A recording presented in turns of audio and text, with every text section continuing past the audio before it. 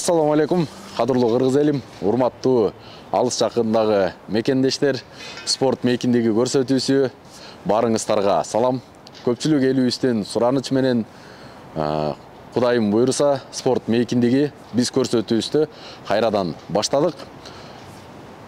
Кандайдыр бир мөөнөттүн ичинде токтоп калдык элек, съемкаларыбызды коомчулукка чыгарбай, спортчулар менен баарлашпай, бирок буга чейинки биздин кылган эмгектерибиз көпчүлүк элдин көйдөнүндө калган экен. Мен ушул түз эфирлеримде суроо талаптар өтө көп болуп, токтомуш көрүнбөй калдың, көрсөтүүлөрүңдү чыгарбай калдың деп, ооба, өзүнүн жөөлүү себептери болуп атты. Себеп дегенде ошол 2 жыл аралыкта өзүмдүн жеке брендимди спорт мейкиндеги деген ата мекендик кийимдерди чыгарып, фабрика жана ошондой эле спорт мейкиндеги деген магазинибизди ачканбыз. Кудайым буйруса, эми ал тарап бир нукка, бир жолго түшүп, көрсөтүүбүздү улантып баштайбыз.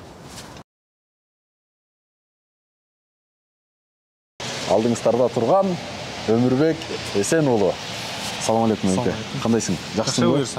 Алла колдар. Бүгүн Өмүрбек менен маектешели. Себеп дегенде маекке эбептен бир себеп бар. Жакында эле мына жыл жыйынтыгы болуп, 2023 жылдын 2 тармактан тең Өмүрбек жылдын эң мыкты жаш көкбөрүчүлөрдүн бири болду. Sport Awards жана ошондой эле Көкбөрү Федерациясы тарабынан табылды. Өңкө, биринчиден сыйлык кут болсун. Наам кут болсун. Бул сыйлыкты эл берип жатат, анан эмгегиңдин артыңдан. Жыл мыктысы деген наамды канчанчы ирет, же болбосо биринчи ирет алып жатасыңбы? Ошол жөнүндө кичине токтолуп, эл журтубуз кайта кет. Ассаламу алейкум. Жыл жыйынтыгы биринчи жолу алып жатам. Быйыл Көкбөрү Федерациясынан дагы мыктыны алдым. Жыл мыктысын. Спорт Awards'тан дагы жыл мыктысын алдым. Жакшы. Ал жакта канча талапкер болду? Негизи 3 талапкер болот бошкеге. Ким болду? Ал жакта 3 талапкер болду. Манас байке, Рустам байке үчөөбүз болдук. Результатта калыстардын тандоосу мен алыптым. Руслан Тыналиев жана Манас Ниязов. Эми өңкө, мынакей, ушинтип олтуруп бир көкбөрүчүнүн көксөөсү мындай эл журтка, ушул командасына кызмат кылууда. Анан эл журт ушинтип наамыңды баалап жатса, сыйлыгын берип жатса, бир кубанычка балкып, өзүнчө бир болосуң да. Ушул сыйлыктарды мындай Кыргызстанда эң алдыңкы көкбөрүчү деген наамды алган кандай сезимдер болду өзүңдө? Менде ал аябай эле жакшы сезимдер болуп атат азыр. Кыргызстандын эң мыкты оюнчуларынын арасынан мыктыны алыш аябай эле мен үчүн сыймык болуп атат. Көкбөрүнүн жүзү болгон Рустам байке, Манас байке ушулардын арасынан мыкты болуп мени тандашыптыр. Ошол байкелер менен мен ушундай сыйлык алып атканыма абдан кубанычтамын. Ошолордун арасында. Мисалы буга чейин Рустам Тыналиевди алган, Манас Ниязовду алган мыктынын мыктылары да негизиненчи. Анан ошолор сыйлык алып атканда эми мындай да адам бир жакшы нерсеге үмүттөнөт да. Сен дагы кичине бир ички тилегиң болсо керек да. Мурда ошолордун баа сыйлык алып атканын көрсөм, мен дагы ушундай бир сыйлыкка ээ болсом дегендейчи. Бүгүнкү күндө ошол орундалып жатат да, реализм болуп атат. Андай бардык эле көкбөрүчүдө болот деп ойлойм. Менде деле болгон. Ушундай сыйлык алсам, мыкты оюнчу болсом деген. Буйрсам, Кудайдын буйругу менен мыкты оюнчу болдум. Ооба. Ошол деңгээлге жетип атасың. Ошол деңгээлге буйрса. Так. Аракет кылдык. 22десиң, же 21деби? 22де. 22 жаштасың. Мынакей 22 жашында Кыргызстандын мыкты көкбөрүчүсү аталып атат. Эми багы мыкты көкбөрүчү катарында эл журт тааныйт, башка адамдар тааныйт. Анан кыскача сенин өмүр баяныңа, туулган жериңе, ошол туурасында кичине токтоло кетели.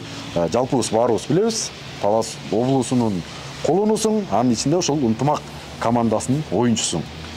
Мен Эсенұлы Өмүрбек, Талас облусунун Манас районунун Май айылынан болом. Таластын этеги. Таластын этеги. 2001 жылкымын. Ошо. Мүмкүн. Негизи эле ошол ынтымак командасына оюн көрсөтүп, оюн ойноп атканыңа негизи жогорку лигада канча жыл болду? 2020дан бери. Быйыл 4-жыл болду. Анан ошол 4 жылдан бери оюн көрсөтүп келип атасың, бирок оюндун жүрүшүндө мисалы өзүңдүн бир кандайдыр бир учурлары, моменттер болот да. Мындай жыл жыйынтыгында бул оюнда туура эмес оюн жүгүртүп койдум, бул команда менен болгондо туура эмес чабып койдум. Ошолорду кийинки оюнда өзгөртсөм, жакшы кылсам деген нерселер болот да. Ошого 2023 жылкыга мындай өзүңдүн оюн көргөзгөнүңө толук кандуу бир рахаттан алдыңбы? Мен 2021 бул бардык эле көкбөрчүдө болот да негизи. Командага жаңы келип, результат көрсөтүп кеткен бала ал эчимди көрө элекмин, бирок мен деле 2 жыл жүрдүм, вообще результат көрсөтө албай, командада аралашып, байкелерди карап, тажрыйба алып, 2022 дагы жүрдүм. Аралашып, 23 буюрса жакшы эле оюн көрсөттүм деп өзүм ишенем. Акыркы бир 2 чемпионатта мындай абдан бир көрүнүктүү бир учурлар болду, Ооба. Алланын буйругу менен жакшы оюндар болду, акыркы 2 оюн. Эми баягы Батырдын атын алсаң уксаң 1000 киши, жанына келсең 1 киши дейт да, өңкө. Балким сага билинбестир, азыркы сенин деңгээлиң туурабы. Кыргызстандын алдыңкылары болуп атасың, бирок кыргыздын учу кур эмес да. Бизде көкбөрүчү жаштарыбыз өтө көп да. Анан бардыгы Манас болгусу, Ниязов болгусу келет, Рустам Туналиев, мисалы азыркы учурда Өмкөдөй болгусу келет дегендейчи. Мунун бардыгы эмнеден улам бир этап менен келет экен? Канда барбы, жанда барбы, же команданын күчтүүлүгү, же болбосо аргымактын бир топ келгенден улам ушундай жакшы көрсөткүчтөр болуп атабы? Мындай көрсөткүчтөр мен ойлойм, команданын күчтүүлүгүнөн болсо керек деп. Анткени ушундай коргонуу, ушундай жекеме-жекеден алуу, команданын ынтымагы болсо керек деп ойлойм. Аракеттен да болот го. Ынтымак командасы дагы жылдын мыкты командасы болду. Командасы болду, Ошол командасы болду, ынтымак командасы. Ошол жактан эмне болду? Ооба. Үйүңдө агаларың, же болбосо байкелериң бирөө жалым улак чапчу эле мындай жакшы көрсөткүчтөчү. Командада Таластын биринчилигине дегендей. Биздин үй бүлөдө чоң атам айтып калчу, мурун чоң аталарың тартчу депчи. Азыр эч ким деле тартпайт үйдө. Үйдө мен кызыгым болсо керек, мен үйдө жалгыз эле тартам да. Үйдө атка деле кызыкпайт үйдөгүлөр. Мен убак тарткандан бери эле кызыгып карап калышты да. Мындай чоңураак ушул айыл өкмөт, бизде Таласта айыл өкмөт бар, билесиң го? Айыл өкмөт, район бар. Ошол айыл өкмөттерге алгач канча жашыңдан баштап чабып баштадың? Мен алгач 16 жашымдан баштап чаба баштадым айыл өкмөткө. 16 жашымда айыл өкмөткө чаптым, 17 жашымда районго чаптым. 17 жашымда районго келип, жок, колгат менен чапкам да. Колгат жазып берип, бирдеке болсо доом жок деп кошпой коюшкан да. Жашың жете элек. 18-ке чыга элексиң. Ошо 17-имде Шыралжын деген команда менен, Бакай ата Шыралжын деген командасы менен келгем да лигага. Анда да жашың жете элек деп чаппай калгам да. 18-ден баштап лигада чабып баштадым да. 18-inde высший лигага чаптым. 18 жашыңда жогорку. 18 жашымда высший лигага чаптым, жогорку эмеге. Ошодон бери мынакей 5 жыл аралык болуптур. 5 жыл аралыкта бүгүн ушундай жылдын мыктысы аталып атасың. 5 жыл болуп калды уже. 18 жашымда алгач болуп ынтымак командасына келип высший лигага биринчи оюн көрсөткөм да 18 жашымда. Анан азыр баягы эрди эр кылгандагы аргымак жакшы болсо улакчынын дагы аты чыгат да. Ооба, азыркы күндө чабып аткан атым керип. Аябай күчтүү ат. Башы ойнок, казанга түсүп барат. Аябай мындай улак тийгенде өзүн жакшы алып жүрөт да. Мындай кыскасы сенин оюңду ишке ашырып алат. Бири-бириңерди мындай топ келип, бири-бириңердин оюңарды түшүнө билесиңер. Ооба. Керипти чабып атканым уже 2 жылдан өттү уже. Бири-бирибизди билип калдык да. Таанып калдык. Кайрый турган жерден токтойт. Мен оюмдагыдай жүрөт да, оюн таласында. Мисалы дододон чыгат. Дододон секирип чыгат. Кетет. Бурсаң кетет. Тартсаң токтойт. Казанга түсүп барат. Алып көздөй качпайт. Сонусу жакшы. Жаныңдан секеттейсиң. Сен экөөбүз бири-бирибизге жаралгандай эле деп, Ошол экөөбүз бири-бирибизди мындай аябай жакшы таанып калдык да. Ооба. Мындай коомчулуктан интернеттен мындай көрүп калдык да. Ар кимдер эксперимент кылыптыр да, мындайча айтып, эми кайсы улакчы мыкты деп мисалы көрсөткөн экен. Бирок ал жерде айрымдар баягы кол ийрисине тартат дегендей таластыктар мисалы сен айткан экен, башка облус ар ким өзүнүн улакчысын айтып атат да. Анан ушул аралыкта сен көкбөрү чабып жүргөндө улакчыларды көрөсүң. Азыркы сенин турушуңда мындай бир фаворит же ошол улакчыны көрүп сен кайсы мындай улакчыдан оңолуп түзөлүп ошодон бир мотивация алып, ошонун стили, өзгөчөлүгү мындай сени канаттандырып келет да. Азыр Кыргызстанда мен мындай мотивация берген оюнчу Жоки Орозбаев деп ойлойм. Жоки ага. Ошол Жоки ага биздин ынтымак команданын капитаны. Ал экен тактикалары жагат. Оюн таласында жүргөн бүт баары орду менен оюнду жүргүзөт ошол экенчи. Ошол Жоки Орозбаевди көрүп оюнда ошол кызыгам да аябай. Мындайча айтканда баягы командный оюнда команданыкын жүргүзөт, Команданын оюнун жүргүзөт да. Анан Манас байкенин аябай күчтүү деп эсептейм. Анткени жерден алат. Казанга келгенде ойлонбой салат да. Тактикасы да күчтүү. Устам байке да күчтүү аябай.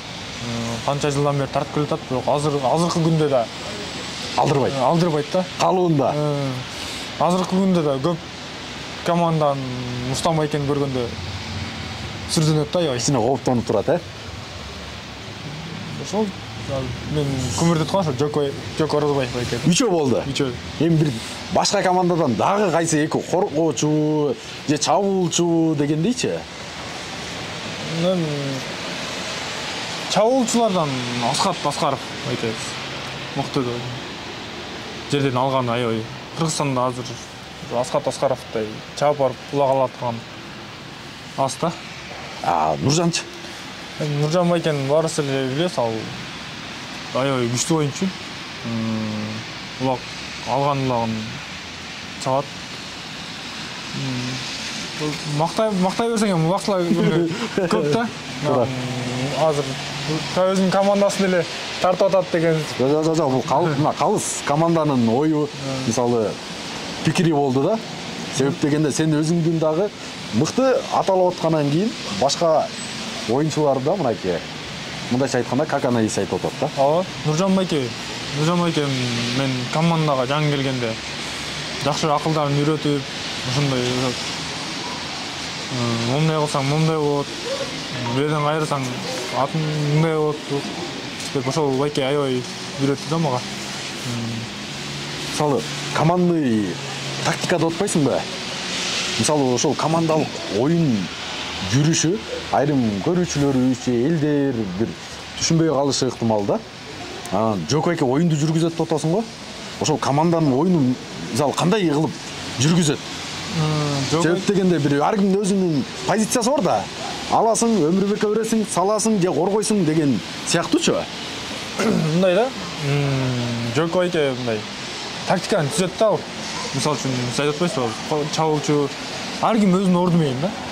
Мен мисалы үчүн чабуулчу болсом, мен өзүмдүн жумушумду кылам да. Улак алам жерден.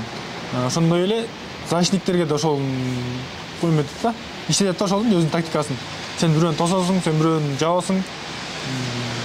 Оюн талаасында жүргөндө дагы ар кимди өзүнүн немесин айтып жүрөт да. Сен бу жерде мындай кыласың. А если ал тактикасы өтпөй баратса, башка тактика колдонот да. Алмаштырып жүрөт. Ошондо оюн жүрүп кетет да. Мындайча айтканда, Жокайкенин багы көрөнүктүгү, башкаруучу, анан жайгаштыруу жагы күчтүү экен, э? Күчтүү, аябай. Жалпы жондан мынакей ынтымак командасы дагы наамды алды да. Анын ичинен мисалы ушул бүгүнкү күндө оюнчуну өзгөчөлөп аткан команданын дагы салымы чоң болсо керек да сага. Ооба, команданын салымы аябай чоң. Дастан Жумабеков Артисбекович ошол байкебизге, Аскат байкеге аябай чоң ыраазычылык билдирем. Ошол байкелердин атынан ушундай деңгээлге чыгып, ушундай деңгээлге жетип атабыз. Ошол байкелердин салымы аябай көп. Биз команданын жетектеп, азыркы күндө 12 баланы эмес, 1 баланы деле тамак алып бериш кыйын да негизи. Туура. Анан 12 баланы 1 ай тамак ашын камсыздайт. Аттын чөп жеми бар. Ошол жетекчилерге ыраазычылык билдирем. Анан төмөндө сен айтып койдуң го ушул Айыл өкмөттөн чыккан оюнчу катарындачы.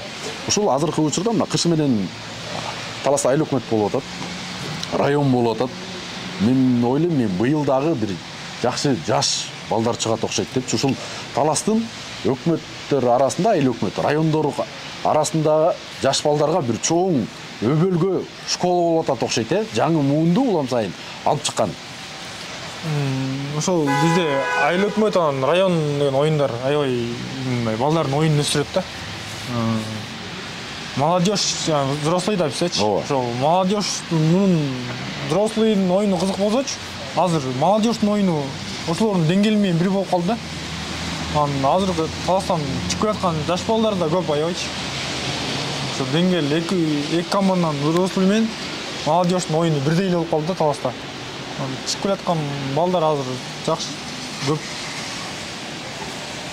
Мыкты күчтүү балдар, ошол жактан улам сайын ийиргелип чыга тургандай. Ооба, райондон көрүнгөн болот, ынтымак же болбосо командаларга келет да. Сен деле башында ынтымакка ошол кирсем деген ниет болчу да. Туурабы? Ооба, мен да аябай кыялда, оо, туурабы? Аябай кыял болчу мен. Ынтымак командасы чапсам, ушундай жерде оюн көрсөтсөм депчи. Ата-энем бир сыймыктанса, кубанса, эл журтум тааныса, билсе дегендей, э? Ата-энем көрсө ушундай оюн намуска жарасам деген кыялым бар болчу. Нүке. Бул азыр экөөбүз маектешип атабыз да. Бул машка мындай маек, анан көкбөрүнүн бир өзүнүн рахаты бар да. Туурабы? Аны эч ким мындай сөз менен айтып албайт. Тартыш керек, көрүш керек. Ошонун жерден улак алганда бир кандай эмоция, салганда кандай эмоция, анан салганайын жанагынча трибунадагы элдердин бир сүрүү менен коштоосу кандай эмоция тартылбайт. Улак алып салганда эмоцияң бейде мындай кармай албай кетесиң да. Аябай сүйүнгөндөнчү. Улак тем более жанагы финалдык оюндарда улак салсаң бүтүн бир областтын эли карап турат да. Көрмандар. Спорный моментте, Спорный моментте дейт. Ошондой моментте улак салып кетсең, аябай башкача эмоция болот да. Ушундай команданын немесин духун көтөрүп кетесиң. Духун көтөрүп кеттим, элдин ишеничин актап кеттим депчи. Эмоциялар аябай жакшы болот. Аякча улак алып чоң эме финалдык оюндарда салганда. Нүке. Сен өзүңдүн чабууңдун бир стилистикасы бар, же болбосо тактикасы бар да. Ошол эмнеде? Эңкейсең улакка жетип каласың, же мындай эл көрбөгөн учурда мындай аралык ачылып кетсе жылчыкталып кетесиңби, же атты жакшы башкарып кетесиңби, жанагындай Кыргызстандын чемпионатында бүйүрү кызытып 1-1 тең-тең же 0-0 чечиле турган жерден көп чечимди мындай 2023 жылы сен чечип кеттиң да. Бир магияң барбы? Улакты тарта ала тургандайчы же? Алланын буйругу болсо керек. Ушундай моменттер келип калат. Кээде болуп калат го ушундай. Алдына турган убакта эң албай каласың кээдечи. Кээ бир учурда эң албаган жерден деле эңип кетесиң да. Ошол Немат, Немат да. Кудайдын буйругу. Кудайдын буйругу. Анан бул мындай канда бар, кан жандагы нерсе, Ошолой болсо керек. Ошол Кудайдын буйругу. Аракеттен дагы болот. Себеп дегенде баягы канча жылдан бери ушул улак тартып келатып, чабып келатып, бышып көндүң да. Ал жака ошол максат менен киресиң да. Ооба. Улак алышың керек, салышың керек депчи. Анан келген моментти куру жибербейсиң да. Алышың керек да ошол жерден. Туура. Эми мындай суроо да. Эл ул аталып атасың, элдин сыйлыгын алып атасың. Анан улакчы болуп маяна же болбосо эми контракт аласыңарбы? Үй бүлө улакчы болуп багып кетип аласыңарбы? Ал жагы кандай улакчылардыкы камсыздалган да? Контракт деле албайбыз, бирок азыр жетекчилер үй бүлөңөргө деп мындай жардам кылып атат. Поддержка бар. Жакшы. Ооба. Ай, молодец. Мен баамдап көрүп калам да. Манастар Жалал Абадта, Ошто тиги аламан улак чабат, торпок улак чабат. Бишкекке могу аэропорт жакка келет. Ал жактан чоң-чоң байгелерди, тойлор болот да. Байгеси жакшы. Төө саят, акчаларды укмуш саят, айрым учурда квартира сайып жүрөт. Айрым учурда башка байгелер мындай төө, ат, мындай жакшы да. Чабып көрдүңбү ошондой улак? Мен же чабып турасыңбы келип мындай акырын көрүнбөй, билинбей дегендейчи? Жок, андай аламан улак чаппайм. Чабып көргөм, бирок бир эки жолу келип чабып көргөм. Албай койгом да. Сорунга. Сорунга албай койгом. Башынан эле бизде жер улак да, тайгазан, башынан тайгазан тартабыз да, Таластачы. Ооба. Кечке тайгазан тартып, тайгазанга көмүп каламыз да. Манас байкелер жакта бүт бар эле аламан тартышат да. Алар башынан баштап аламан тартып, тактикаларын билет, кандай кылыш керек экенин билет, кандай атын миниш керек экенин билет. Биз бар эле чабып кете албайт экенбиз, ал. Мындай бири-бирине айкалышып журулушпайт, Анан мындай кызыгы башкачарактай да болуп калат о. Рахаттана албай калган болуп калат. Бизге башкача болуп калат да. Эми алар бизге келип жана биздин жер улак тартса, аларга башкача болуп калат болуш керек. Жакшы. Мүмкүн. Жаранча 1 саат улак тартыш үчүн, өзүңдү жакшы көрсөтүш үчүн биринчиден ык керек, шык керек. Андан тышкарыдагы мындай балбаныраак болуш керек да. Колдо каруу болуш керек дегендей, билекте, булчуңда дегендей. Өзүң спорт менен машыгасыңбы мындай? Орманы кармап спорт менен машыгам. Мунун улак тартардын алдында, улак чабардын алдында күрөшчүмүн. 5-6 жылдай күрөштүм. Кыргыз күрөш. Жок, вольник. Вольник менен сен? Вольник күрөшчүмүн. Улак тартып кеткенден кийин күрөш таштап койдум, бирок тренировкага барып турам да, залга барып турам. Ал жактан жыйынтыктар кандай? Райондук, облустук, республикалык? Райондон көп эле жолу чемпион болдум. Областан да жакшы эмелер алып жүрдүм да. Орундардычы. Республикага чыккан жокмун бирок. Мектеп окуучулук кези окшойт анда, Ооба, мектеп окуучулук кез болчу. Окуучу жүргөндө эле ошо 11-класстан 10-класста тарта баштадым да улакты. 10-класста. Өзүң 22десиң да туурабы? 22 болсо 5 жыл убакыт чапсаң анда мектеп окуучулук кезинде болот. Мектеп окуучулук кезинде тартчу. Бир спортко кызыгуу болсо, аралашсаң, бир талантың болсо, сөзсүз түрдө бир жактан чыгат экен, Ооба. Ниет жакшы коюш керек. аракет. Ниет, аракет, Мейнет. мейнет, ийгиликтин сыры ушулда. Ушул болса керек эми. Ай, баракелде. Мүмкүн. Сен төмөндө айтып кеттиң го, жакшы ниет, анан ой деп, орусча айтканда мечта да. Кыял. Кыял болуш керекпи? Кыял менен жашайсыңбы сен? Бул эми азыркы нерселер мындай кыял да. Сен айткандай, төмөндө айткандай, бардык эле оюнчунун, улакчынын бир реализми кыялы да. Бүгүнкү күндө ошол орундалып жаткандай дегендичи. Ооба, андай нерсе болуш керек го. Мындай кыялданасың да. Мисалы үчүн мен азыркы күндө мен Кыргызстан намысын коргосом деп кыялданам да. Ошо Кыргызстан тузун көтөрсөм. Кыялдар орундалып атат. Буйрса орундалат. Жакшы. Ийгилик анда. Кыска, нуска көрүүчүлөргө азыр көптүр болсо бир кызыктуу маек болду деп ойлойбуз. Себеп дегенде ар бир инсандын бүгүнкү кылган иши эртеңки күндүн тарыхы да. Андыктан сенин басып өткөн жолуң, эмгегиң да бирөө үчүн кичине болсо да, калемдин учундай болсо дагы бир жаштарды ыктандырат, шыктандырат деген бир ойдобуз. Мынке. Силерге рахмат. Алла разы болсун. Чакырып. Рахмат. Интервью кылганыңызга. Интервью кылганыңызга. Ат жалында аман бол. Рахмат. Эл керегине Кыргыздын көк бөрүсүн таанып өргүлө.